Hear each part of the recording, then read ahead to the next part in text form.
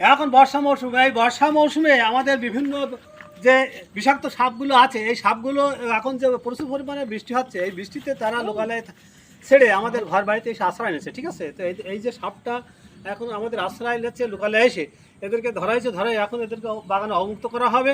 কারণ এই যে বিষাক্ত সাপগুলো আমাদের এই যারা চড়ে বেড়ায় এখানে, এখন তাদের খাওয়ার যেহেতু পানিতে তারা বসবাস করতে পারে না, যারা বিষাক্ত সাপগুলো শুকনো জায়গা, এই বিশালের কানি, রান্নাঘরের কানি, পাল গাদা, বিজলি গাদা, এসব জায়গায় তারা বিচরণ করে। ঠিক আছে, তো আমাদের যাদের আমাদের নিচু ঘর বাড়ি, আমরা সবসময় পরিষ্কার পরিচ্ছন্ন রাখবো চারিপাশ, তাহলে এই বিষাক্ত সাপগুলো আমাদের ঘর বাড়িতে প্রবেশ করতে পারবে না। তো এই যে বিশাল সাপটা, এই যে দেখতে পাচ্ছেন, এই যে 3-4 ফুটের মতো সাপটা, এই বিষাক্ত সাপ, এই বিষাক্ত সাপটা ধরা হয়েছে। এখন এটা আমরা বাগানে অবমুক্ত করে দেবো। ঠিক আছে, এই বিষাক্ত সাপটা এখন বাগানে ছেড়ে দেবো, কারণ তার আমাদের খাদ্য শৃঙ্খলের জন্য এদেরকে বাঁচিয়ে রাখতে হবে, টিকে রাখতে হবে আমাদের খাদ্য শৃঙ্খল ঠিক রাখার জন্য। সেজন্য এদেরকে ছেড়ে দেবো আমরা। এখন এই যে বাগানে নিয়ে